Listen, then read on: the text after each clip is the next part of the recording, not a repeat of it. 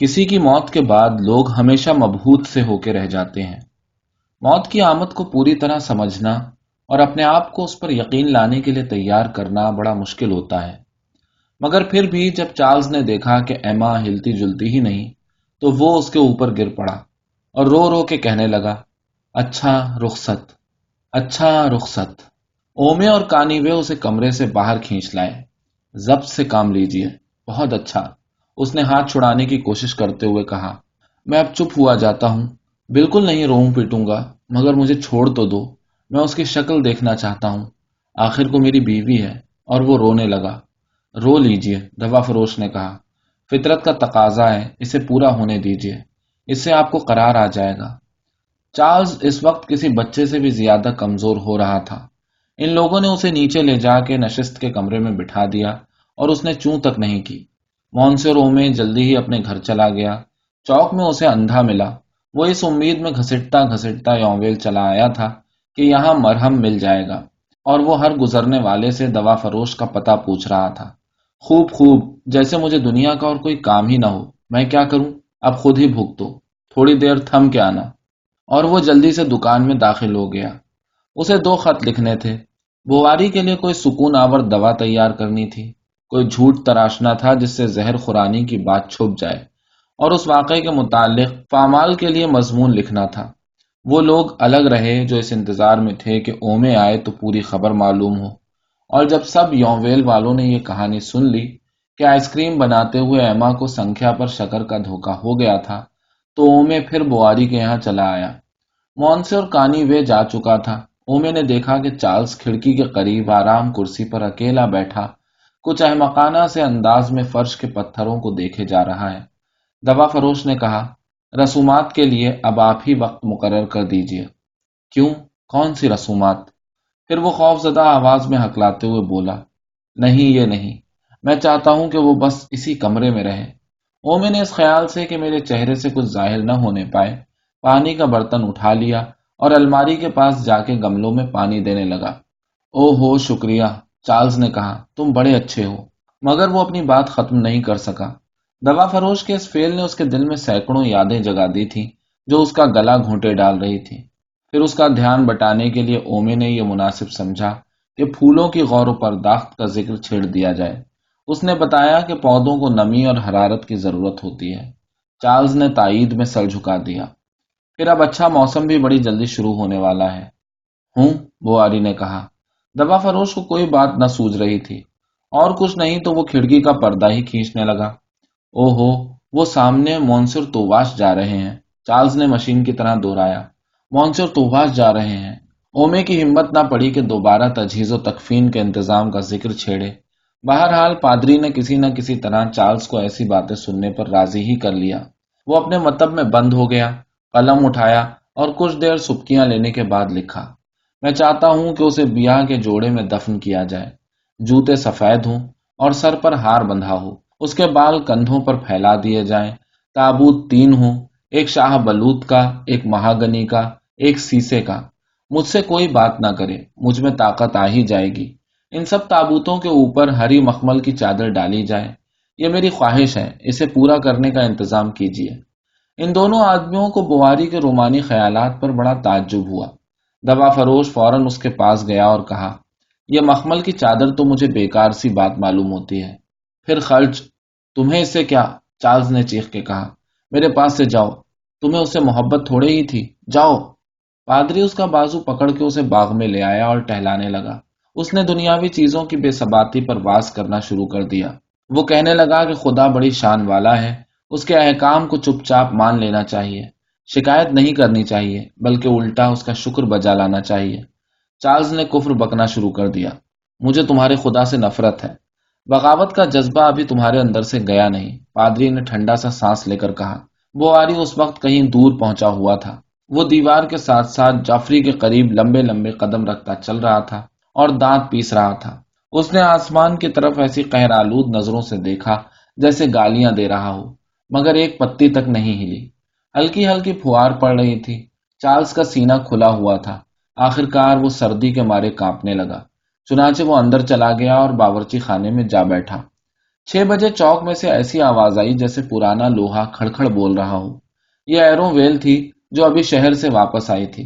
Charles کھڑکی کے شیشے سے ماتھا لگائے سب مسافروں کو ایک ایک کر کے اترتا دیکھتا رہا۔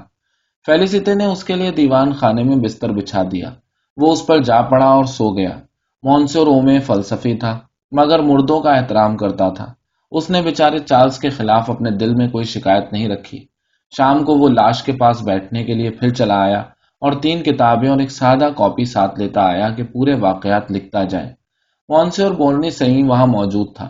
پلنگ کے سرانے 2 بڑی بڑی موم بتیاں جل رہی تھیں جو خوابگاہ سے نکال کے یہاں لگا دی گئی تھیں۔ دوا فروش کو یہ خاموشی بڑی گراں گزر رہی تھی۔ تھوڑی دیر بھی نہ گزری تھی کہ اومے نے اس بدنصیب نوجوان عورت کے بارے میں افسوس کا اظہار شروع کر دیا۔ پادری نے جواب دیا کہ اب دعا کے سوا ہم اور کیا کر سکتے ہیں، مگر پھر بھی اومے کہنے لگا، 2 باتوں میں سے صرف ایک بات ہو سکتی ہے، یا تو مرتے وقت جیسا کلیسا کے لوگ کہا کرتے ہیں خدا کی رحمت اس کے شامل حال تھی اور اسے ہماری دعاؤں کی ضرورت نہیں، یا پھر وہ توبہ کیے بغیر دنیا سے اٹھ گئی۔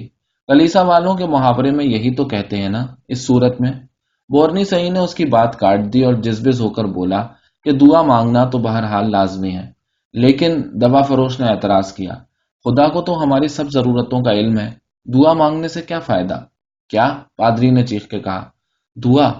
کیوں؟ کیا تم عیسائی نہیں ہو؟ معاف کیجیے گا، اومی نے کہا، مجھے عیسائیت بہت پسند ہے۔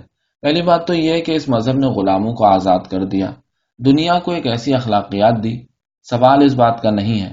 انجیل کی سب کتابوں میں، او ہو، انجیل کی بات کرنے سے پہلے تاریخ تو دیکھیے۔ یہ تو سب جانتے ہیں کہ انجیل کی سب کتابوں میں جیزوئٹ لوگوں نے تحریف کی ہے۔ چارلز اندر آیا اور پلنگ کی طرف بڑھ کے آہستہ آہستہ پردے ہٹا دیے۔ ایما کا سر اس کے داہنے کندھے کی طرف مڑا ہوا تھا۔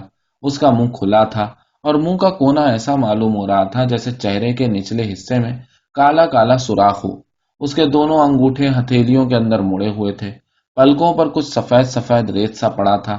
اس کی آنکھیں اس چپچپی سی زردی میں غائب ہوتی جا رہی تھیں جو ایسی معلوم ہوتی ہے جیسے مکڑیوں نے جالا تن دیا ہو۔ سینے سے لے کے گھٹنوں تک چادر اندر کو دھنس گئی تھی اور پیر کے انگوٹھوں کے پاس اوپر اٹھائی تھی۔ چارلز کو ایسا معلوم ہو رہا تھا جیسے ایما کے اوپر منو بوجھ لدا ہو۔ گرجا کی گھڑی نے 2 بجائے۔ انہیں شہنشین کے نیچے اندھیرے میں دریا کے بہنے کی سرسراہٹ سنائی دے رہی تھی۔ مونسور بورنی سہی تھوڑی تھوڑی دیر میں اپنی ناک صاف کرتا تھا اور اومے کا قلم کاغذ پر کھسر کھسر چل رہا تھا۔ آؤ پیارے دوست، وہ کہنے لگا، یہاں سے ہٹ آؤ۔ یہ منظر دیکھ دیکھ کر تو تمہارا دل ٹکڑے ٹکڑے ہوا جا رہا ہے۔ چارلز کے جاتے ہی دوا فروش اور پادری نے اپنی بحث پھر شروع کر دی۔ والٹیر پڑھیے، دوا فروش نے کہا، دولباخ پڑھیے، انسائکلوپیڈیا پڑھیے، چند پرتگالی یہودیوں کے خطوط پڑھیے، پادری نے کہا، عیسائیت کے معنی پڑھیے، یہ کتاب نکولا نے لکھی ہے جو پہلے سرکاری افسر تھا۔ بحث کرتے کرتے وہ گرم ہو گئے، چہرے تمتمانے لگے، دونوں ایک ساتھ بول رہے تھے اور کوئی کسی کی بات نہیں سن رہا تھا۔ بورنی سہی اس دریدہ دہنی پر ہکا بکا رہ گیا تھا۔ اومے کو ایسی حماقت پر تعجب ہو رہا تھا۔ اب دونوں کے منہ سے ایک دوسرے کی شان میں کچھ اور نکلنے ہی والا تھا کہ اتنے میں چارلز ایک دم سے آ گیا۔ کوئی جادو کی طاقت اسے کھینچ لاتی تھی۔ وہ بار بار اوپر آ رہا تھا۔ وہ ایما کے مقابل کھڑا ہو گیا تاکہ اسے اچھی طرح دیکھ سکے، اور اسے دیکھنے میں ایسا محو اور از خود رفتہ ہوا کہ دکھ درد کا احساس بھی جاتا رہا۔ اسے سکتے کی وارداتیں اور مقناطیسی قوت کے کرشمے یاد آنے لگے، اور اس نے دل میں سوچا کہ اگر میں اپنی پوری قوت سے اس کی خواہش کروں تو شاید ایما کو پھر زندہ کر لوں۔ بلکہ ایک دفعہ تو وہ ایما کی طرف جھک گیا اور ہلکے سے پکارا، ایما، ایما۔ اس کے تیز سانسوں سے موم بتیوں کے شعلے دیوار پر لرزنے لگے۔ پاؤں پھٹنے کے وقت بڑی مادام بواری بھی آ پہنچی۔ چارلز اسے گلے ملا تو پھر آنسوؤں کا دریا بہہ نکلا۔ دوا فروش کی طرح اس نے بھی چارلز سے تجہیز و تکفین کے اخراجات کے بارے میں کچھ کہنا چاہا، مگر اسے ایسا غصہ آیا کہ چپ ہوتے ہی بنی۔ بلکہ چارلز نے تو الٹا اسے یہ کام بتا دیا کہ ابھی شہر جاؤ اور ضروری چیزیں خرید لاؤ۔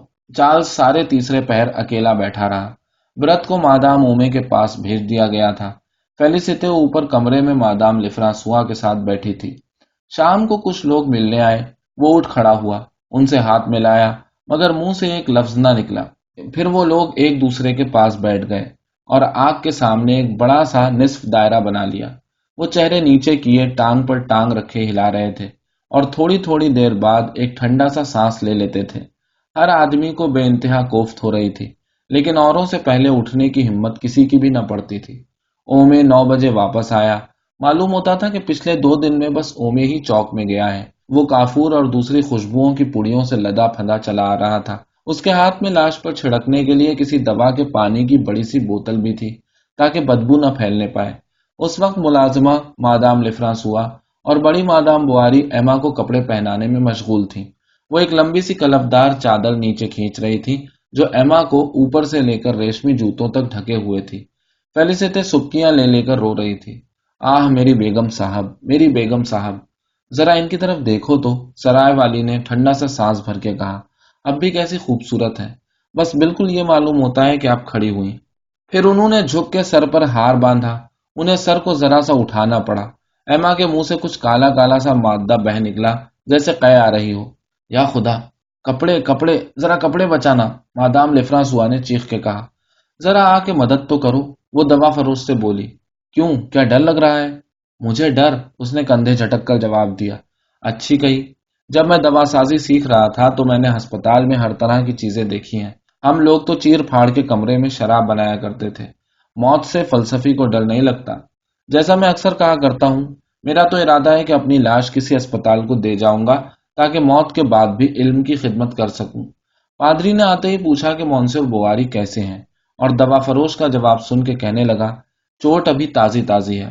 اومے نے اسے مبارکباد دی کہ دوسرے لوگوں کی طرح آپ کو اپنی عزیز اور رفیق بیوی کے ضائع ہونے کا اندیشہ نہیں۔ اب پادریوں کی شادی نہ کرنے پر بحث شروع ہو گئی۔ دوا فروش نے کہا، کیونکہ یہ بالکل غیر فطری بات ہے کہ آدمی عورتوں سے تعلق ہی نہ رکھے۔ اکثر جرائم ایسے ہوئے ہیں، مگر خدا کے لیے سنو تو، پادری نے چیخ کے کہا۔ مثلاً تم شادی شدہ آدمی سے یہ کیسے توقع کرتے ہو کہ وہ اعترافات سننے کے بعد انہیں راز میں بھی رکھے گا؟ اومے اعترافات کی برائیاں کرنے لگا۔ بورنیسئی نے حمایت کی۔ اس نے بڑی تفصیل سے بتایا کہ اعتراف کی وجہ سے لوگ کس طرح اپنے گناہ سے تائب ہو جاتے ہیں۔ اس نے چوروں کے کئی قصے سنائے جو یکایک ایماندار بن گئے تھے۔ توبہ کی عدالت کے سامنے پہنچ کر کئی فوجی لوگوں نے دیکھا تھا کہ ان کی آنکھوں کے سامنے سے گمراہی کے پردے ہٹ گئے۔ فیری بور میں ایک پادری تھا۔ پادری کے ساتھی کو نیند آ گئی تھی۔ پھر کمرے کی بھاری بھاری سی فضا میں اس کا دم گھٹنے لگا۔ اس نے کھڑکی کھول دی۔ اسے دوا فروش جاگ اٹھا۔ آئیے ایک چٹکی نسوار سونگھ لیجئے، وہ کہنے لگا۔ سونگھ لیجئے، آپ کو بڑا فائدہ ہوگا۔ دور سے کسی کتے کے مسلسل بھونکنے کی آواز آئی۔ آپ سن رہے ہیں، کتا رو رہا ہے، دوا فروش نے کہا۔ کتوں کی ناک میں لاش کی بو پہنچ جاتی ہے، پادری نے جواب دیا۔ بالکل شہد کی مکھیوں کا سا معاملہ ہے۔ جب کوئی آدمی مر جاتا ہے تو وہ بھی اپنے چھتے سے نکل آتی ہیں۔ اومے نے ان توہمات کے بارے میں کوئی رائے ظاہر نہیں کی کیونکہ اسے نیند آ گئی تھی۔ مونسیر بورنیسئی اس سے مضبوط تھا۔ تھوڑی دیر اس کے ہونٹ آہستہ آہستہ ہلتے رہے، پھر اسے پتہ بھی نہ چلا اور اس کی ٹھوڑی جھکتی چلی گئی۔ وہ بڑی سی کالی کتاب اس کے ہاتھ سے گر پڑی اور وہ خراٹے لینے لگا۔ وہ دونوں آمنے سامنے بیٹھے تھے، توندے باہر نکلی ہوئی، کلے پھولے ہوئے، چہرے پر خفگی کے آثار۔ اتنے اختلافات کے بعد آخر دونوں اسی ایک انسانی کمزوری میں متحد ہو گئے تھے۔ وہ اتنے ہی بے حس و حرکت تھے جتنی ان کے برابر رکھی ہوئی لاش جو سوتی ہوئی معلوم ہو رہی تھی۔ چارلز اندر آیا تو ان دونوں کو جگایا نہیں۔ یہ آخری وقت تھا اور وہ ایما سے رخصت ہونے آیا تھا۔ بخورات میں سے اب تک دھواں اٹھ رہا تھا اور میلی نیلی بھاپ کے چکر کھڑکی کے دروازے کے پاس جا کر اندر آتے ہوئے کوہرے میں مل رہے تھے۔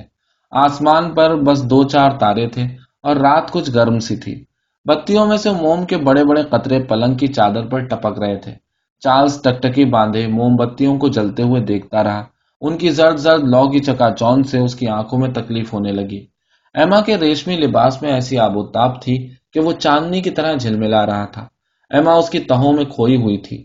چارلز کو کچھ ایسا معلوم ہو رہا تھا کہ وہ اپنے وجود سے آگے پھیل کر آس پاس کی سب چیزوں میں کچھ عجب طرح سے مل گئی ہے۔ خاموشی میں، رات میں گزرتی ہوئی ہوا میں، زمین سے اڑتی ہوئی نمالود خوشبوؤں میں۔ پھر یکایک اس نے دیکھا کہ توست والا باغ ہے اور کانٹوں والی جھاڑی کے پاس ایما بینچ پر بیٹھی ہے، یا رواں کے بازاروں میں چل پھر رہی ہے، اپنے مکان کی دہلیز پر کھڑی ہے، برتوں کے صحن میں ٹہل رہی ہے۔ اس کے کانوں میں سیب کے درختوں کے نیچے لڑکوں کے ہنسنے کھیلنے کی آواز آنے لگی۔ کمرے میں ہر طرف سے ایما کے بالوں کی خوشبو آ رہی تھی۔ اس کا لباس چارلز کے بازوؤں میں سرسرا رہا تھا اور اس کے جسم میں بجلی کی سی رو دوڑ رہی تھی۔ ایما کا لباس اب بھی وہی تھا۔ بہت دیر تک وہ بیٹھا اپنی پرانی مسرتیں، ایما کے انداز، اس کی حرکات و سکنات اور اس کا لب و لہجہ یاد کرتا رہا۔ اسے بار بار حسرت و یاس کے دورے پڑ رہے تھے۔ یہ دورے کسی طرح ختم ہونے میں ہی نہ آتے تھے، جیسے متلاطم سمندر کی لہریں۔ اس کے دل میں ایک عجیب ہولناک قسم کا تجسس پیدا ہوا۔ اس نے دھڑکتے ہوئے دل کے ساتھ آہستہ آہستہ انگلیوں کے پوروں سے ایما کا نقاب اٹھایا، مگر اس کے منہ سے خوف کے مارے چیخ نکل گئی، جس سے باقی دونوں آدمی جاگ اٹھے۔ وہ اسے کھینچ کے نشست کے کمرے میں پہنچا آئے۔ پھر فیلیسیتے نے آ کے کہا کہ ڈاکٹر صاحب، ایما کے تھوڑے سے بال مانگتے ہیں۔ تھوڑے سے کاٹ لو، دوا فروش نے جواب دیا۔ اس کی ہمت نہ پڑی تو دوا فروش خود قینچی لے کر آگے بڑھا۔ وہ ایسا کانپ رہا تھا کہ کنپٹیوں کے پاس کھال میں کئی دفعہ قینچی چبھ گئی۔ آخرکار جی کڑا کر کے اومے نے 2-3 جگہ یوں ہی الٹی سیدھی قینچی ماری، جس سے ایما کے خوبصورت سیاہ بالوں کے درمیان سفید سفید دھبے سے پڑ گئے۔ دوا فروش اور پادری کا مشغلہ پھر شروع ہو گیا۔ بیچ بیچ میں وہ سوتے بھی جاتے تھے، اور جب آنکھ کھلتی تھی ایک دوسرے کو الزام دینے لگتے تھے۔ پھر مونسیور بورنی صحیح نے کمرے میں مائع معمودیہ چھڑکا اور اومے نے فرش پر تھوڑا سا دوا کا پانی ڈالا۔ فیلیسیتے نے دونوں کے لیے الماری کے اوپر شراب کی ایک بوتل، تھوڑا سا پنیر اور ایک بڑی سی روٹی رکھ دی تھی۔ دوا فروش سے زیادہ ضبط نہ ہو سکا۔ صبح کے کوئی 4 بجے اس نے ٹھنڈا سا سانس لے کے کہا، اوفو، اب تو مجھے کچھ سہارے کی ضرورت پڑ رہی ہے۔ پادری کو بھی کسی ترغیب کی ضرورت نہ تھی۔ اس نے باہر جا کے نماز پڑھی اور پھر واپس آ گیا۔ اب دونوں نے کھانا شروع کر دیا اور گپ اڑانے لگے۔ بیچ بیچ میں وہ کچھ ہنستے بھی جاتے تھے۔ انہیں خود پتہ نہیں تھا، کیونکہ ان کی طبیعت میں وہ مبہم سی خوش طبعی آ گئی تھی جو رنج کا تھوڑا سا عرصہ گزارنے کے بعد محسوس ہونے لگتی ہے۔ آخری گلاس پیتے ہوئے پادری نے دوا فروش کے کندھے پر ہاتھ مارا اور کہنے لگا، آخر ہم ایک دوسرے کو سمجھنے لگیں گے۔ نیچے دوباری میں انہیں تجہیز و تکفین کرنے والے کے نوکر ملے جو اندر آ رہے تھے۔ پھر چارلز کو 2 گھنٹے تک لکڑی پر ہتھوڑے کی کھٹکھٹ سننے کی اذیت برداشت کرنا پڑی۔ اگلے دن ایما کو شاہ بلوط کے تابوت میں رکھا گیا۔ یہ تابوت 2 اور تابوتوں کے اندر تھا، لیکن چونکہ اندر والا تابوت بہت بڑا تھا، اس لیے ایک گدے کا اون نکال کر خالی جگہوں میں بھرنا پڑا۔ آخر جب تینوں تابوتوں کے ڈھکنے بند ہو گئے اور کیلیں ٹھوک کر سیسے کا ٹانکا لگا دیا گیا تو جنازے کو دروازے کے سامنے لا رکھا۔ مکان کے دروازے کھول دیے گئے اور یوویل کے لوگ آ کے جمع ہونے لگے۔ بڈھا رواؤ بھی آ پہنچا، اور جب اس نے سیاہ کپڑا دیکھا تو وہ چوک ہی میں بے ہوش ہو گیا۔ رواؤ کو دوا فروش کا خط واقعے کے 36 گھنٹے بعد ملا تھا۔ اس خیال سے کہ اسے زیادہ دکھ نہ پہنچے، اومے نے خط ایسے الفاظ میں لکھا تھا کہ یہ بتانا ناممکن تھا کہ اصل معاملہ ہے کیا۔ پہلے تو بڈھا ایسے گر پڑا جیسے فالج کا حملہ ہوا ہو۔ پھر اس کی سمجھ میں آیا کہ ایما ابھی مری نہیں، مگر ممکن ہے کہ مر جائے۔ آخرکار اس نے قمیض پہنی، ٹوپی اٹھائی، جوتوں میں مہمیزیں لگائیں اور سرپٹ روانہ ہو گیا۔ اس کا سانس چڑھ گیا اور راستے بھر وہ انتہائی اذیت میں مبتلا رہا، بلکہ ایک دفعہ تو اسے گھوڑے سے بھی اترنا پڑا۔ اسے چکر آ رہے تھے، چاروں طرف سے عجب عجب آوازیں سنائی دے رہی تھیں، اور کچھ ایسا محسوس ہو رہا تھا جیسے پاگل ہوا جا رہا ہو۔ دن نکل آیا۔ ایک پیڑ کے نیچے اسے 3 کالی مرغیاں سوتی نظر آئیں۔ یہ برا شگن دیکھ کر وہ ڈر کے مارے کانپ اٹھا۔ پھر اس نے حضرت مریم سے منت مانی کہ گرجا میں 3 چغے چڑھاؤں گا اور برتوں کے قبرستان سے لے کر واسو ویل کے گرجا تک ننگے پیر جاؤں گا۔ وہ محروم میں سرائے والوں کو پکارتا داخل ہوا، کندھے سے دھکا دے کر دروازہ کھولا، سیدھا ایک جئی کی بوری کے پاس پہنچا، میٹھے سیبوں کی شراب کی ایک بوتل آخور میں الٹ دی اور پھر گھوڑے پر سوار ہو کر چل پڑا۔ گھوڑا اتنا تیز جا رہا تھا کہ اس کی ٹاپوں سے چنگاریاں اڑ رہی تھیں۔ وہ سوچنے لگا کہ لوگ ایما کو یقیناً بچا لیں گے، ڈاکٹر کوئی نہ کوئی کارگر دوا ضرور بتائیں گے۔ اسے وہ سب حیرتناک علاج یاد آنے لگے جن کے قصے اس نے سن رکھے تھے۔ پھر ایما اسے مردہ نظر آنے لگی۔ وہ بالکل اس کی نظروں کے سامنے سڑک کے بیچوں بیچ کمر کے بل لیٹی تھی۔ اس نے باگ کھینچ لی اور یہ نظری دھوکہ غائب ہو گیا۔ کا پوا میں اس نے اپنی ہمت کچھ مضبوط کی اور تابڑ توڑ قہوے کی 3 پیالیاں پیتا چلا گیا۔ اسے خیال ہوا کہ شاید خط میں نام غلط لکھ دیا ہے۔ اس نے جیب میں ہاتھ ڈال کے خط ڈھونڈا۔ خط موجود تھا مگر اسے کھول کے پڑھنے کی ہمت نہ ہوئی۔ آخر وہ سوچنے لگا کہ یہ سب مذاق ہے، کسی نے دشمنی نکالی ہے یا کسی مسخرے کی ستم ظریفی ہے، اور پھر اگر وہ مر گئی ہوتی تو ویسے بھی پتہ چل جاتا، مگر نہیں۔ میدان میں کوئی غیر معمولی بات نظر نہیں آتی تھی۔ آسمان نیلا تھا، پیڑ ہل رہے تھے اور بھیڑوں کا ایک گلہ پاس سے گزر رہا تھا۔ اب اسے گاؤں دکھائی دینے لگا۔ لوگوں نے دیکھا کہ وہ گھوڑے پر آگے کو جھکا ہوا اڑا چلا جا رہا ہے۔ اسے اتنی زور زور سے پیٹ رہا ہے کہ تنگ سے خون ٹپکنے لگا ہے۔ جب اسے ہوش آیا تو وہ روتا ہوا بواری سے لپٹ گیا۔ میری بیٹی ایما، میری بچی، بتاؤ تو۔ بواری نے سبکیاں لیتے ہوئے جواب دیا، پتا نہیں، مجھے بالکل پتا نہیں، یہ تو خدا کا قہر ہے۔ دوا فروش نے انہیں ایک دوسرے سے الگ کیا۔ یہ ہولناک تفصیلات سنانے سے کوئی فائدہ نہیں، میں انہیں سب کچھ بتا دوں گا۔ لوگ آ رہے ہیں، اپنے وقار کا خیال رکھیے، بس چپ ہو جائیے، دیکھیے فلسفہ کیا کہتا ہے۔ چارلز نے اپنے آپ کو بہادر ثابت کرنے کی کوشش کی اور کئی دفعہ دہرایا، ہاں ہمت سے ہی کام لینا پڑے گا۔ ہاں، بڈھے نے بھررائی ہوئی آواز میں کہا، مجھے بھی خدا ہمت دے ہی دے گا، میں آخر وقت تک جنازے کے ساتھ ساتھ جاؤں گا۔ گرجا کا گھنٹا بجنے لگا، سب سامان تیار تھا، اب انہیں چلنا پڑا۔ گرجا میں وہ گانے والوں کی بینچوں پر پاس پاس بیٹھ گئے۔ انہوں نے دیکھا کہ 3 گانے والے مناجاتیں پڑھتے ہوئے بار بار ان کے سامنے سے آ جا رہے ہیں۔ باجے والا پورا زور لگا کے باجا بجا رہا تھا۔ مونسر بورنی صحیح پادریوں کے پورے کپڑے پہنے ہوئے بھررائی ہوئی آواز میں گا رہا تھا۔ وہ قربان گاہ کے آگے گھٹنوں کے بل جھکا ہوا تھا اور بازو پھیلا کر ہاتھ اوپر اٹھا رکھے تھے۔ لیستی بودوا ویل مچھلی کی ہڈی کی لاٹھی لیے گرجا میں ادھر سے ادھر پھر رہا تھا۔ جنازہ ممبر کے قریب موم بتیوں کی 4 قطاروں کے بیچ میں رکھا تھا۔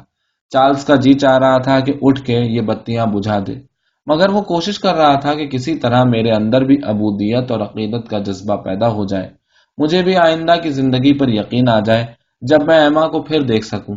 اس نے اپنے دل میں یہ تصور باندھا کہ وہ کہیں دور بہت دنوں کے لیے لمبے سے سفر پر گئی ہے، لیکن جب وہ سوچتا کہ ایما تو سامنے لیٹی ہے، سب کچھ ختم ہو چکا ہے اور اب اسے زمین میں دفن کر دیا جائے گا، تو وہ غصے کے مارے کھول اٹھتا اور اس کے غم اور نا امیدی کی کوئی انتہا نہ رہتی۔ بعض وقت وہ سوچتا کہ اب مجھے کچھ محسوس ہی نہیں ہو رہا، اور اسے اپنے درد کے اس افاقے میں مزہ آنے لگتا۔ ساتھ ہی وہ اپنے آپ کو لعنت ملامت کرتا کہ میں ایسا سنگ دل کیوں ہوں۔ پتھروں پر لوہے کی شام والی لاٹھی کے ٹھک ٹھک لگنے کی آواز آئی۔ آواز کچھ بے ترتیب سے وقفوں کے بعد سنائی دے رہی تھی اور گرجا کے دوسرے سرے سے آتی معلوم ہو رہی تھی۔ پھر گرجا کی آخری نشستوں کے پاس آ کر رک گئی۔ موٹے سے بادامی کپڑے کا کوٹ پہنے ہوئے ایک آدمی بڑی تکلیف کے ساتھ گھٹنوں کے بل جھک گیا۔ یہ لیودور کا سائز ایپولیٹ تھا۔ اس نے اپنی نئی ٹانگ لگا رکھی تھی۔ ایک گانے والا ادھر ادھر پھر کر گرجا کے لیے خیرات جمع کرنے لگا اور چاندی کے رکابی میں پیسے کھنکنے لگے۔ جلدی کرو، مجھے تکلیف ہو رہی ہے، بواری نے 5 فرانک کا سکہ پھینکتے ہوئے غصے سے کہا۔ گرجا کا لڑکا جھک کر آداب بجا لایا۔ لوگوں نے مناجاتیں پڑھی، گھٹنوں کے بل جھک گئے، پھر کھڑے ہو گئے۔ کسی طرح قصہ ختم ہونے میں ہی نہ آتا تھا۔ چارلز کو یاد آیا کہ بہت دن ہوئے ایک مرتبہ وہ دونوں ساتھ مل کے نماز پڑھنے آئے تھے اور دائنی طرف دیوار کے پاس بیٹھے تھے۔ گھنٹا پھر بجنے لگا۔ کرسیوں کے ادھر ادھر ہٹائے جانے سے بڑا شور ہوا۔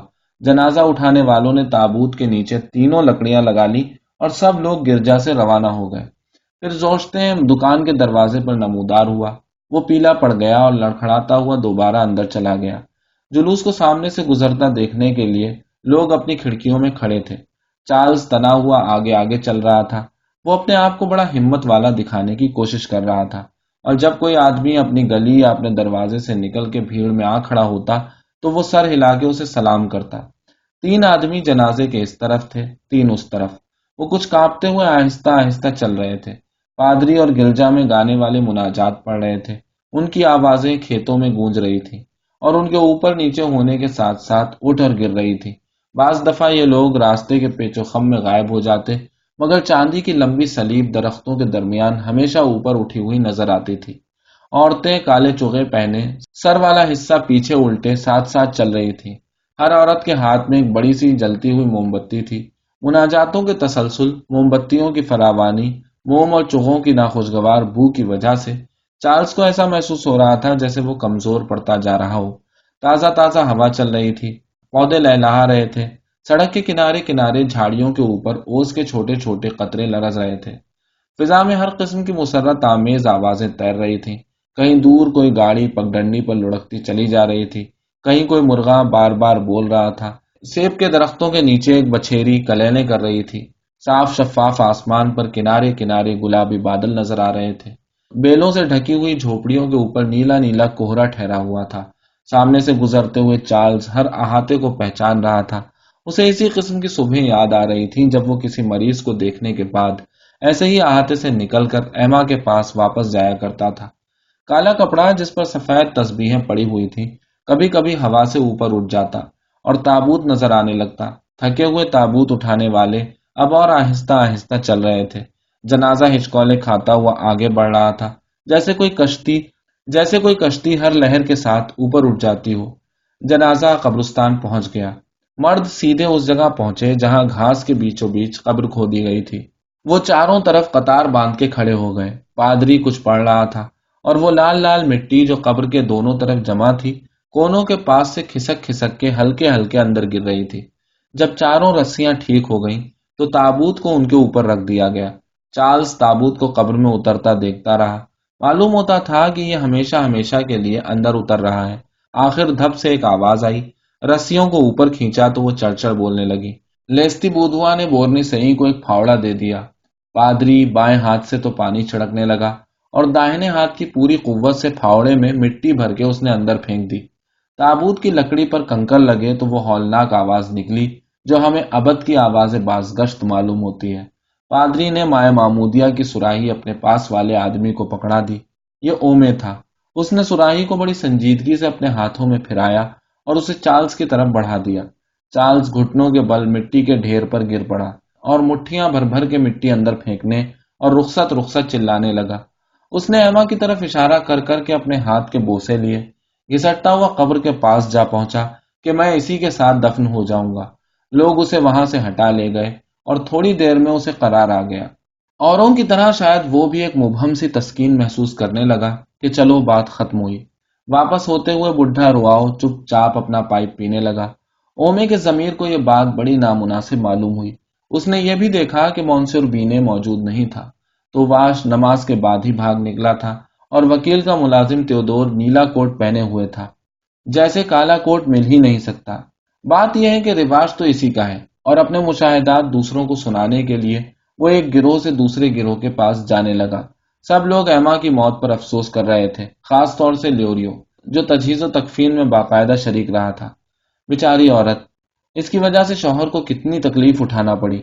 دوا فروش نے کہا، تمہیں کچھ معلوم بھی ہے؟ میں نہ ہوتا تو خدا جانے وہ اپنا کیا حال کرتا۔ بڑی اچھی عورت تھی، ابھی پچھلے سنیچر ہی کو تو میری دکان میں آئی تھی۔ اومے نے کہا، مجھے اتنی مہلت ہی نہیں ملی کہ میں اس کی قبر پر کندھا کرنے کے لیے دو چار لفظ لکھ دوں۔ گھر پہنچ کر چارلز نے کپڑے اتارے اور بڈھے رواؤں نے اپنی نیلی قمیض پہن لی۔ یہ قمیض بالکل نئی تھی، چونکہ سفر میں اس نے آستین سے بار بار اپنی آنکھیں پوچھی تھی۔ اس کے چہرے پر رنگ لگ گیا تھا اور اوپر جو گرد کی تہ جمی ہوئی تھی اس میں آنسوؤں سے لکیریں بن گئی تھیں۔ بڑی مادام بواری ان کے پاس بیٹھی تھی۔ تینوں کے تینوں چپ تھے۔ آخر بڈھے نے ٹھنڈا سا سانس لے کر کہا، تمہیں یاد ہوگا کہ جب تمہاری پہلی بیوی مری تھی تو میں توست گیا تھا۔ اس وقت میں نے تمہیں بڑی تسلی دی تھی۔ اس وقت تو مجھے کہنے کے لیے کوئی نہ کوئی بات سوچ گئی تھی، مگر اب… پھر وہ ایسی زور سے کراہا کہ اس کا سینہ ہل گیا۔ میرا تو بس خاتمہ ہی سمجھو۔ میری آنکھوں کے سامنے پہلے تو میری بیوی چلی گئی، پھر میرا بیٹا اور آج میری بیٹی۔ وہ فوراً برتوں واپس جانا چاہتا تھا۔ وہ کہتا تھا کہ میں اس مکان میں نہیں سو سکتا، بلکہ اس نے تو اپنی نواسی کو بھی دیکھنے سے انکار کر دیا۔ نہیں نہیں، اسے دیکھ کے تو مجھے اور دکھ ہوگا۔ بس میری طرف سے اسے بہت بہت پیار کر دینا۔ خدا حافظ، تم بڑے اچھے آدمی ہو اور میں اس چیز کو تو کبھی بھول ہی نہیں سکتا۔ اس نے اپنی ران پر ہاتھ مارتے ہوئے کہا، ڈرو مت، تمہارا فیل مرغ برابر پہنچتا رہے گا۔ مگر جب وہ پہاڑی کے اوپر پہنچا تو اس نے پیچھے مڑ کے دیکھا، جیسے ایک مرتبہ پہلے سین وکٹور کی سڑک پر اس وقت مڑ کے دیکھا تھا جب وہ ایما سے جدا ہوا تھا۔ کھیت کے پیچھے سورج غروب ہو رہا تھا۔ اس کی ٹیڑھی ٹیڑھی کرنوں سے گاؤں کی کھڑکیاں ایسی معلوم ہو رہی تھیں جیسے آگ لگ رہی ہو۔ اس نے اپنی آنکھوں کے اوپر ہاتھ رکھ کے سامنے دیکھا تو اسے افق کے پاس ایک احاطہ نظر آیا جہاں سفید پتھروں کے درمیان جگہ جگہ درختوں کے کالے کالے جھنڈ تھے۔ پھر وہ آہستہ آہستہ گھر کی طرف چل پڑا کیونکہ اس کا گھوڑا لنگڑا ہو گیا تھا۔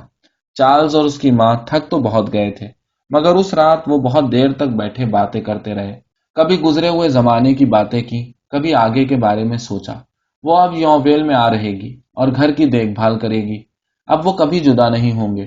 وہ اسے بڑی اچھی اچھی صلاحیں دے رہی تھی اور بڑے پیار سے باتیں کر رہی تھی۔ وہ دل میں خوش ہو رہی تھی کہ بیٹے کی محبت جو کئی سال تک مجھ سے بھٹکی رہی ہے اب مجھے پھر واپس مل گئی ہے۔ آدھی رات کا گھڑیال بجا۔ گاؤں پر ہمیشہ کی طرح خاموشی چھائی ہوئی تھی۔ چارلز کی آنکھوں میں نیند کہاں، اسے تو بس ایما کا ہی خیال تھا۔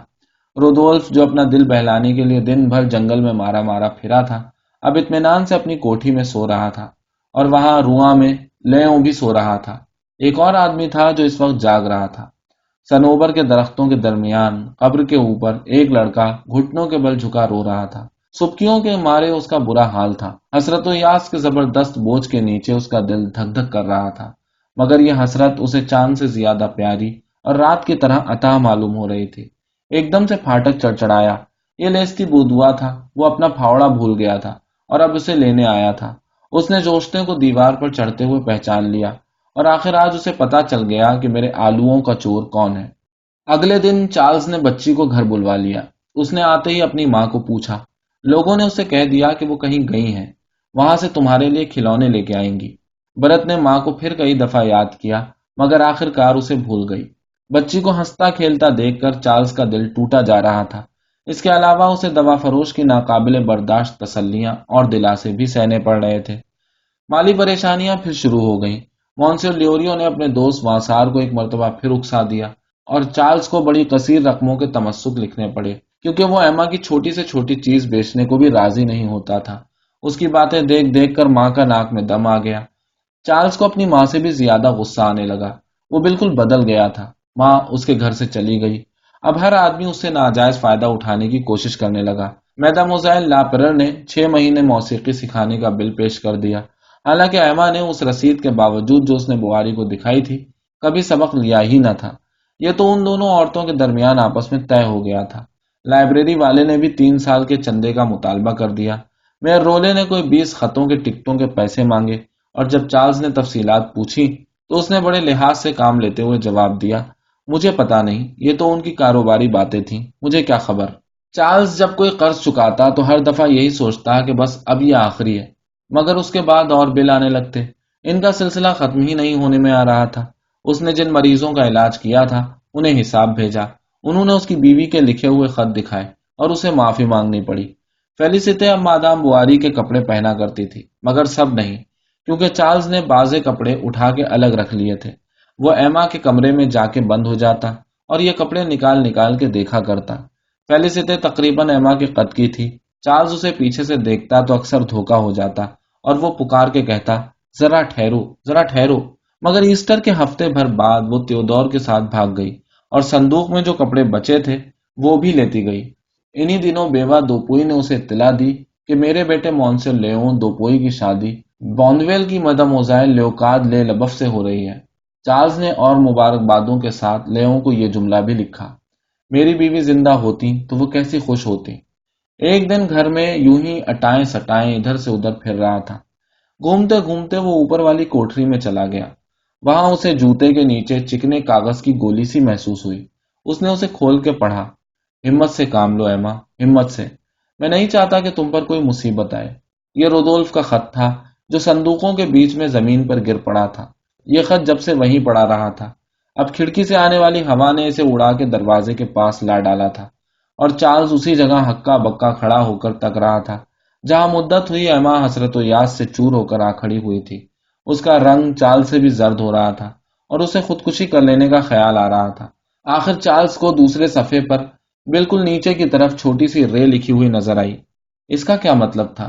اسے رودولف کی توجہات، اس کا یکائک غائب ہو جانا، اس کے بعد 2-3 دفعہ ملاقات ہونے پر اس کا رکے رکے رہنا یاد آیا، مگر دراصل وہ خط کے باادب لہجے سے دھوکا کھا گیا۔ شاید ان دونوں کی محبت افلاطونی قسم کی تھی، اس نے دل میں سوچا۔ پھر چارلز ان لوگوں میں سے تھا بھی نہیں جو بات کی تہہ کو پہنچ کے دم لیتے ہیں۔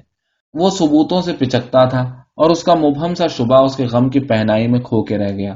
اس نے سوچا کہ رودولف ہی کیا، ہر آدمی ہی اس پر فریفتہ ہوگا، اسے سبھی لوگ چاہتے ہوں گے۔ اس وجہ سے ایما اسے اور بھی حسین نظر آنے لگی۔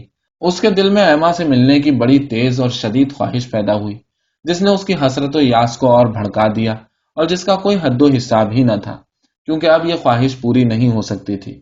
اسے خوش کرنے کے لیے چارلز نے اس کے خیالات اور میلانات اختیار کر لیے جیسے وہ اب بھی زندہ ہو۔ اس نے چمکدار چمڑے کے جوتے خریدے اور کلفدار گلوبند پہننے لگا، اپنی مونچھوں میں خوشبودار روغن لگائے اور اس کی طرح تمسک پہ تمسک لکھ کے دینے لگا۔ وہ قبر میں جا کے بھی اسے خراب کر رہی تھی۔ اسے ایک ایک کر کے اپنے سارے چاندی کے برتن بیچنے پڑے، پھر دیوان خانے کا سامان بیچنے کا نمبر آیا، سارے کے سارے کمرے خالی رہ گئے، مگر سونے کا کمرہ جو ایما کا کمرہ تھا ویسے کا ویسا ہی رہا۔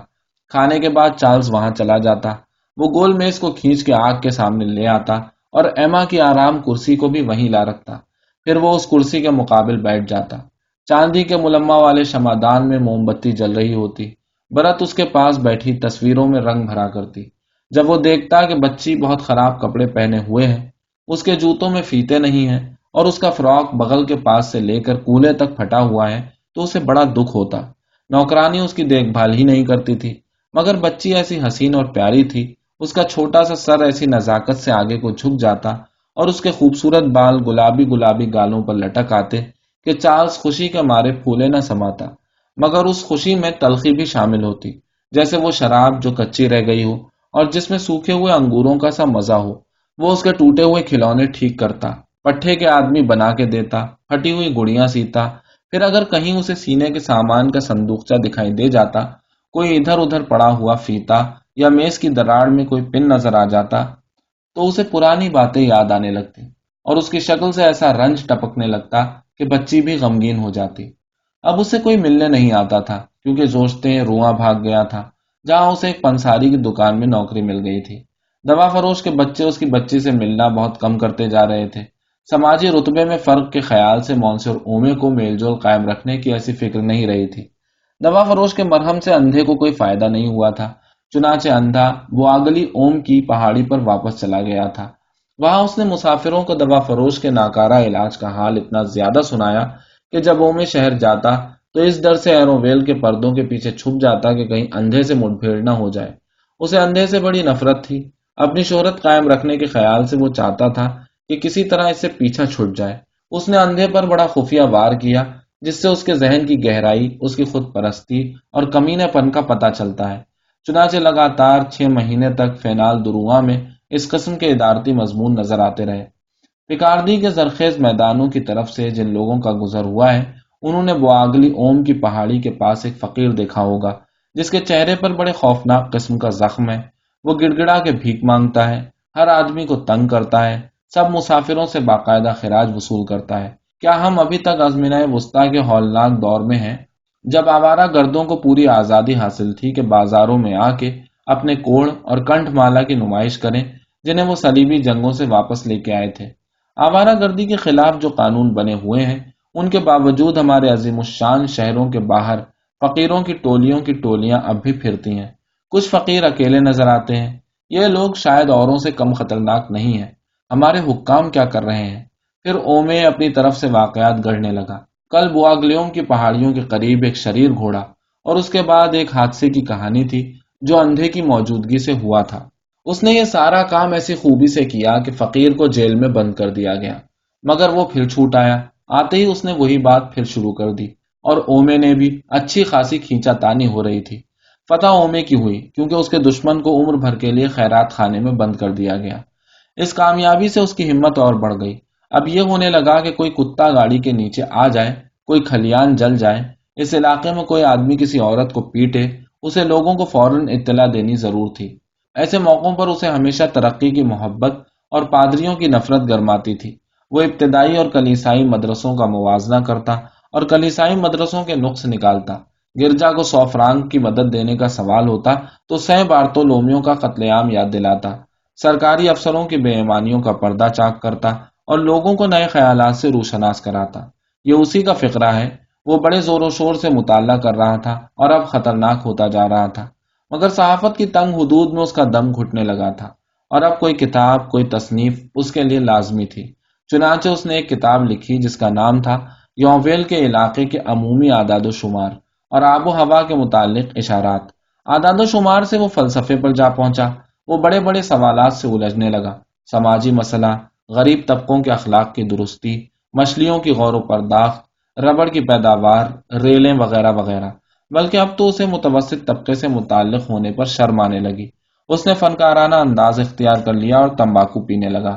اپنے دیوان خانے کی آرائش کے لیے اس نے پوں پادور کے 2 چھوٹے چھوٹے فیشنیبل مجسمے خریدے۔ یہ بات نہیں کہ اس نے اپنی دکان چھوڑ دی ہو، اس کے برخلاف وہ نئی دریافتوں سے واقف رہنے کی پوری کوشش کرتا تھا۔ اسے معلوم تھا کہ چاکلیٹ کا رواج کتنا بڑھ گیا ہے۔ سینا فیریور کے علاقے میں اس نے پہلی بار کوکو اور رولاتا استعمال کی ہے۔ وہ پولور ماشے کی ایجاد کی ہوئی برقی زنجیروں کا بڑا فدائی تھا۔ وہ خود بھی ایک زنجیر پہنتا تھا، اور جب رات کو وہ اپنی فلالین کی قمیص اتارتا تو جس سنہرے جال کے نیچے وہ ڈھکا رہتا تھا اسے دیکھ کر مادام اومے کی آنکھوں میں چکا چوند ہونے لگتی۔ وہ کھڑی کی کھڑی رہ جاتی، اور اس شخص سے اس کی پرجوش محبت اور بھی دونی ہو جاتی جو اپنے بدن پر سیتھیا والوں سے بھی زیادہ پٹیاں باندھے رکھتا تھا، اور ایسا شاندار تھا جیسے کوئی مشرق کا دانشور۔ اس نے ایما کی قبر کے بارے میں بڑی بڑی نفیس تجویزیں پیش کی۔ پہلے تو اس نے کہا کہ ایک ٹوٹا ہوا ستون ہو جس پر چادر چڑھی ہوئی ہو، پھر بولا کہ اہرام مصر کی شکل کا مقبرہ ہو، یا وینس کا مندر، یا گول گنبد، یا کچھ کھنڈر بنائے جائیں۔ اپنی تمام تجویزوں میں اومے بیت کے درختوں کا ذکر ضرور کرتا تھا، کیونکہ اس کے خیال میں یہ غم کی ناگزیر علامت تھی۔ ایک تجہیز و تکفین کرنے والے کے یہاں مقبروں کے نقشے دیکھنے کے لیے چارلز اور وہ مل کے رواں گئے، ساتھ میں بریدوں کے ایک مصور دوست دوفری لار کو بھی لیتے گئے۔ اس نے سارا وقت لطیفے بازی میں گزارا۔ کوئی 100 نقشے دیکھنے کے بعد انہوں نے خرچ کا تخمینہ مانگا۔ وہ دونوں ایک مرتبہ پھر رواں گئے۔ چارلز نے ایک مقبرے کا نقشہ پسند کیا جس کے دونوں طرف ہاتھ میں بجھی ہوئی مشلیں لیے 2 روحوں کے مجسمے تھے۔ جب کتبے کی باری آئی تو اومے کو بس ایک فقرہ اے مسافر آرام کر یاد آیا۔ اس سے آگے اسے کچھ سوجھا ہی نہیں۔ اس نے دماغ پر بہت زور ڈالا مگر وہی ایک فقرہ اے مسافر آرام کر دہراتا رہا۔ آخرکار یہ لاطینی جملہ دفتن اس کی سمجھ میں آیا، محبت کرنے والی بیوی کو پیروں سے روندو۔ چنانچہ یہی جملہ انتخاب کر لیا گیا۔ ایک عجیب بات یہ تھی کہ ویسے تو بواری ہر وقت ایما ہی کے بارے میں سوچتا رہتا تھا، مگر وہ اس کی یاد سے اترتی جا رہی تھی۔ جب وہ محسوس کرتا کہ ایما کی تصویر اپنے ذہن میں جمائے رکھنے کی پوری کوشش کے باوجود یہ نقش اس کی یاد سے محو ہوتا جا رہا ہے تو اسے بڑی مایوسی ہوتی، مگر وہ روز رات کو اسے خواب میں دیکھتا تھا۔ خواب ہمیشہ ایک سا ہی ہوتا۔ وہ ایما کی طرف چلتا جاتا، مگر جب پاس پہنچ کے اسے گلے لگانا چاہتا تو وہ اس کے بازوؤں میں ہی ڈھیر ہو جاتی۔ ہفتے بھر تک لوگوں نے دیکھا کہ وہ روز شام کو گرجا جاتا ہے، بلکہ مونسیور بورنی سئی 2-3 دفعہ اس کے پاس آیا، پھر اس کی اصلاح کا خیال ترک کر دیا۔ ویسے بھی اومے کہتا تھا کہ بڈھا پادری بڑا کٹر اور جھکی ہوتا جا رہا ہے۔ وہ اس زمانے کی روح کے خلاف بڑے زوروں سے گرجتا اور ہر دوسرے ہفتے اپنے واز میں والٹیر کے سقراط کا حال ضرور سناتا جو اپنا فضلہ کھاتا ہوا مرا تھا۔ حالانکہ بواری بڑی کفایت شعاری سے زندگی بسر کرتا تھا، مگر اس کے باوجود وہ اپنے پرانے قرضے ادا نہیں کر سکا تھا۔ لیوریو نے تمسک بدلوانے سے انکار کر دیا تھا۔ اب قرقی نزدیک آ پہنچی تھی۔ اب اس نے اپنی ماں سے مدد مانگی۔ ماں راضی ہو گئی کہ وہ اس کی جائیداد گروی رکھ دے، مگر پہلے ایما کو خوب برا بھلا کہا اور اپنی اس قربانی کے بدلے میں ایک شال مانگی جو کسی طرح فیلیسیٹے کی لوٹ مار سے بچ گئی تھی۔ چارلز نے شال دینے سے انکار کر دیا۔ اس پر ان دونوں میں لڑائی ہو گئی۔ مفاہمت کے سلسلے میں ماں نے ہی پہل کی اور یہ تجویز پیش کی کہ میں بچی کو اپنے ساتھ رکھ لوں گی، وہ گھر کے چھوٹے موٹے کاموں میں میرا ہاتھ بٹا دیا کرے گی۔ چارلز راضی ہو گیا، مگر جب بیٹی سے جدا ہونے کا وقت آیا تو اس کی ہمت جواب دے گئی۔ اب ماں بیٹے ایک دوسرے سے ہمیشہ ہمیشہ کے لیے الگ ہو گئے۔ اب چارلز کو کسی چیز سے تعلق خاطر ہی نہ رہا، البتہ بچی سے اس کی محبت دگنی ہو گئی، مگر اسے بچی کی طرف سے بڑی فکر تھی، کیونکہ اسے کبھی کبھی کھانسی اٹھنے لگتی تھی اور اس کے منہ پر لال لال سے داغ پڑ گئے تھے۔ اس کے گھر کے سامنے دوا فروش کا خاندان رہتا تھا۔ یہ خاندان بڑی ہنسی خوشی کے ساتھ زندگی بسر کرتا تھا اور ہر طرح سے پھل پھول رہا تھا۔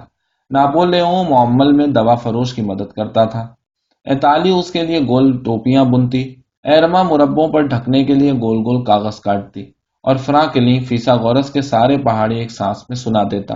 دوا فروش سے زیادہ کون باپ خوش ہوگا، اور اس سے اچھی قسمت کس آدمی کی ہوگی؟ مگر یہ بات نہیں تھی۔ اومے کو ایک آرزو تھی جو اسے اندر ہی اندر کھائے جا رہی تھی۔ اومے لیجن آف آنر کا تمغہ حاصل کرنا چاہتا تھا۔ وہ کئی طرح اس کا مستحق تھا۔ اول تو مجھے یہ امتیاز حاصل ہے کہ ہیضے کے زمانے میں نے بڑی فرض شناسی اور خدمت خلق کا ثبوت دیا ہے۔ دوم یہ کہ میں نے خود اپنے خرچ سے عوام کے فائدے کی متعدد کتابیں شائع کی ہیں، اور اس نے اپنا وہ رسالہ یاد دلایا جس کا نام تھا سیب کی شراب، اس کے بنانے کے طریقے اور اثرات۔ اس کے علاوہ اس نے 2 اور تصنیفات کے نام لیے، مثلا پودوں کی جوؤں پر ایک رسالہ جو اس نے اکادمی کو بھیجا تھا، اپنی اعداد و شمار والی کتاب، یہاں تک کہ وہ دوا سازی کے متعلق مقالہ بھی جسے لکھ کر اس نے امتحان پاس کیا تھا۔ ان باتوں کے علاوہ میں کئی علمی انجمنوں کا رکن ہوں۔ وہ صرف ایک انجمن کا رکن تھا۔ مختصر یہ ہے کہ بس اب ایک ہی بات رہ جاتی ہے، اس نے ایک ٹانگ پر ناچتے ہوئے کہا، اور وہ یہ کہ میں آگ بجھانے کے سلسلے میں بھی کوئی کار نمایاں کر کے دکھاؤں۔ پھر اوم حکومت کا طرفدار بن گیا۔ انتخابات کے زمانے میں اس نے خفیہ طور پر بہت بڑی خدمات انجام دی۔ اس نے اپنے آپ کو بیچ دیا اور بالکل پیسے کا غلام بن گیا۔ اس نے تو بادشاہ تک کو عرضی لکھ ڈالی اور اس سے التجا کی کہ میرے ساتھ انصاف کیا جائے۔ اس عرضی میں اس نے بادشاہ کو ہمارا نیک دل شہنشاہ کہہ کے خطاب کیا تھا اور اسے ہنری چہارم کے برابر بتایا تھا۔ ہر روز صبح کو دوا فروش اخبار کے لیے جھپٹتا اور یہ دیکھتا کہ مجھے تمغہ ملنے کا اعلان تو نہیں ہے، مگر یہ اعلان کبھی نہ ملتا۔ آخر کار وہ اس صورتحال کو زیادہ برداشت نہ کر سکا اور اس نے اپنے باغ میں گھاس اس طرح لگائی کہ تمغے والا ستارہ معلوم ہو۔ اوپر کی طرف گھاس کی دو چھوٹی چھوٹی لکیریں تھیں جو فیتے کی نمائندگی کرتی تھی۔ وہ ہاتھ باندھے گھاس کے اس ٹکڑے کے چاروں طرف ٹہلا کرتا اور حکومت کی حماقت اور انسانوں کی ناشکر گزاری کے بارے میں سوچتا رہتا۔ چارلز نے گلاب کی لکڑی والی میز کی وہ خفیہ دراز ابھی تک نہیں کھولی تھی جسے ایما اکثر استعمال کیا کرتی تھی۔ ایما کے احترام کی وجہ سے یا ایک قسمت کی لذت اندوزی کی وجہ سے وہ اپنی تحقیقات میں بڑی سست رفتاری سے کام لے رہا تھا، مگر ایک دن وہ اس کے سامنے بیٹھ گیا، تالے میں کنجی ڈال کے گھمائی اور دراز کھول لی۔ لیوں کے سارے خط اس میں موجود تھے۔ اس مرتبہ شبہ کی گنجائش ہی نہیں تھی۔ انہیں اس نے ایک ایک لفظ کر کے پڑھا، پھر حیران پریشان مجنونانہ حالت میں زور زور سے روتا، سبکیاں لیتا، ایک ایک کونے، ایک ایک میز، ایک ایک دراز کی تلاشی لیتا اور دیواروں کے پیچھے جھانکتا پھرا۔ اسے ایک صندوقچی ملی جسے اس نے ٹھوکر مار کے توڑ دیا۔ اس میں سے رودولف کی تصویر نکل پڑی اور اس کے عاشقانہ خطوط زمین پر بکھر گئے۔ لوگ اس کے غم پر تعجب کرتے تھے۔ وہ بالکل باہر نہیں نکلتا تھا، نہ کسی سے ملتا جلتا تھا۔ اس نے مریضوں کو دیکھنے سے بھی انکار کر دیا تھا۔ پھر لوگ کہنے لگے کہ وہ بند پڑا شراب پیتا رہتا ہے۔ بعض دفعہ کسی آدمی کو زیادہ تجسس ہوتا اور وہ باغ کی دیوار پر چڑھ کے دیکھتا تو اسے یہ حیرت انگیز منظر دکھائی دیتا کہ وہ لمبی داڑھی بڑھائے، الٹے سیدھے کپڑے پہنے، نیم مجنونانہ حالت میں ادھر سے ادھر ٹہل رہا ہے اور رو رہا ہے۔ گرمیوں کے دنوں میں وہ شام کے وقت بچی کو لے کے قبرستان جانے لگا۔ وہاں سے دونوں بالکل رات کو لوٹتے تھے، جب مونسے اور بینے کی کھڑکی میں چمکنے والی روشنی کے علاوہ چوک میں اور کوئی روشنی باقی نہ رہتی تھی۔ مگر اسے اپنے غم سے پورا لطف حاصل نہیں ہو رہا تھا، کیونکہ اس غم میں حصہ بٹانے کے لیے اس کے پاس کوئی تھا ہی نہیں۔ وہ مادام لفرانسوا کے پاس جانے لگا تاکہ اس سے ایما کے متعلق باتیں کر سکے، مگر سرائے والی اس کی باتیں یوں ہی بے توجہی سے سنتی تھی۔ اسے خود دوسری مصیبتیں تھیں، کیونکہ لیوریو نے ایک اور گاڑی چلا دی تھی اور اویر، جو شہر سے لوگوں کے کام کر لانے میں بہت مشہور ہو گیا تھا، دھمکی دے رہا تھا کہ میری تنخواہ بڑھا دو ورنہ میں تمہارے مخالفوں کے پاس چلا جاؤں گا۔ ایک دن چارلز آرگئی کی پیٹ میں اپنا گھوڑا بیچنے گیا تھا۔ اس کے پاس بس یہی ایک آخری چیز رہ گئی تھی جس کی کچھ قیمت اٹھ سکتی تھی۔ وہاں اس کی رودولف سے مٹ بھیڑ ہو گئی۔ ایک دوسرے کو دیکھ کر دونوں کے دونوں زرد پڑ گئے۔ ایما کے مرنے پر رودولف نے صرف تعزیتی خط بھیج دیا تھا۔ اس نے ہکلاتے ہوئے دو چار لفظوں میں معافی مانگی، پھر اس میں کچھ اور ہمت آ گئی، بلکہ اس کی خود اعتمادی یہاں تک بڑھی کہ اس نے چارلز کو دعوت دی، آؤ کہیں بیٹھ کے بیئر پئیں۔ یہ اگست کا مہینہ تھا اور بڑی گرمی ہو رہی تھی۔ وہ چارلز کے سامنے میز پر کوہنیاں رکھے بیٹھا تھا اور باتیں کرتے ہوئے اپنا سگار چبا رہا تھا۔ چارلز اس چہرے کو تک رہا تھا جس سے ایما نے محبت کی تھی اور بالکل خوابوں میں کھویا ہوا تھا۔ اسے رودولف کے چہرے میں کچھ ایما کی جھلک نظر آ رہی تھی۔ اسے رودولف کی شکل پر تعجب ہو رہا تھا۔ اس کا جی چاہ رہا تھا کہ یہ آدمی میں ہوتا۔ رودولف زراعت، مویشیوں اور چارے کے متعلق باتیں کیے چلا جا رہا تھا۔ جہاں کہیں اس کا شک ہوتا کہ بات ایما کی طرف چلی جائے گی، وہاں وہ کوئی معمولی اور بے رنگ سا فقرہ استعمال کر دیتا۔ چارلز اس کی باتیں نہیں سن رہا تھا۔ رودولف بھی تاڑ گیا اور چارلز کے چہرے پر جو یادوں کی پرچھائیاں آ جا رہی تھیں انہیں غور سے دیکھنے لگا۔ چارلز کے چہرے پر سرخی بڑھتی چلی گئی، نتنے جلدی جلدی پھڑکنے اور ہونٹ کانپنے لگے۔ آخر ایک ایسا لمحہ آیا جب چارلز نے بڑے ہولناک غصے میں بھر کر اپنی آنکھیں رودولف پر گاڑ دیں۔ رودولف سہم سا گیا اور اس نے باتیں بند کر دیں، مگر جلدی ہی چارلز کے چہرے سے پھر وہی تھکاوٹ، سستی اور بے پرواہی ٹپکنے لگی۔ میں تمہیں الزام نہیں دیتا، وہ کہنے لگا۔ رودولف گمسم رہ گیا اور چارلز سر ہاتھوں میں پکڑے، انتہائی رنج کے ساتھ ٹوٹی ہوئی سی آواز اور ایسے لہجے میں جیسے صبر کیے بغیر چارہ ہی نہ ہو، پھر کہنے لگا، نہیں، میں تمہیں الزام نہیں دیتا۔ بلکہ اس نے ایک اچھا سا فقرہ بھی کہا جو عمر بھر میں صرف ایک مرتبہ اسے سوجھا تھا: یہ تو تقدیر کا کھیل ہے۔ رودولف کو، جس نے یہ تقدیر کا کھیل کھیلا تھا، اس جیسے آدمی کے منہ سے یہ فقرہ بڑا عجیب بلکہ مضحکہ خیز اور ذلیل سا معلوم ہوا۔ اگلے دن چارلز باغیچے میں جا کے بینچ پر بیٹھ گیا۔ جوفری میں سے روشنی کی کرنیں اندر آ رہی تھیں۔ انگور کے پتوں کا سایہ میز پر پڑ رہا تھا۔ چمیلی کی خوشبو ہوا میں پھیلی ہوئی تھی۔ آسمان کا رنگ بالکل نیلا تھا۔ کھلے ہوئے پھولوں پر اسپینی مکھیاں بھن بھنا رہی تھیں، اور چارلز کے دکھتے ہوئے دل میں محبت کے جو مبہم سے اثرات باقی تھے، ان سے اس کا دم ایسے گھٹا جا رہا تھا جیسے کسی نوجوان کا۔ برت نے سارے تیسرے پہر اسے نہیں دیکھا تھا۔ 7 بجے وہ اسے کھانے کے لیے بلانے گئی۔ اس کا سر ڈھلک کر دیوار سے جا لگا تھا، آنکھیں بند تھیں، منہ کھلا ہوا تھا، اور ہاتھ میں سیاہ بالوں کی لمبی سی لٹ تھی۔ ابا چلیے، بچی نے کہا، اور یہ سوچ کر کہ وہ یوں ہی مذاق میں چپ بیٹھا ہے، اس نے چارلز کو ہلکے سے دھکا دیا۔ وہ زمین پر گر پڑا، اس کا دم نکل چکا تھا۔ 36 گھنٹے بعد دوا فروش کی درخواست پر مونسور کانیوے وہاں آیا۔ اس نے لاش کا معائنہ کیا، مگر کوئی خاص بات نہیں پائی۔ جب ہر چیز بک چکی تو سامان کی قیمت 12 فرانک 75 ساتیم ہوئی۔ اس روپے سے میڈموزیل بواری کو اس کی دادی کے پاس بھیج دیا گیا۔ دادی بھی اسی سال مر گئی۔ بڈھے رواؤں کو فالج ہو گیا تھا، چنانچہ اس کی نگرانی رشتے کی ایک خالہ کے سپرد ہوئی۔ یہ خالہ بہت غریب ہے اور روٹی کمانے کے لیے اسے روئی کے کارخانے میں بھیجتی ہے۔ بواری کے مرنے کے بعد سے اب تک یونویل میں 3 ڈاکٹر آ چکے ہیں، مگر اومے نے ان پر ایسے سخت حملے کیے کہ کوئی کامیاب نہیں ہو سکا۔ اومے کا دواخانہ خوب دھڑلے سے چلتا ہے، حکام اس کا بڑا لحاظ کرتے ہیں، اور رائے عامہ اس کی محافظ ہے۔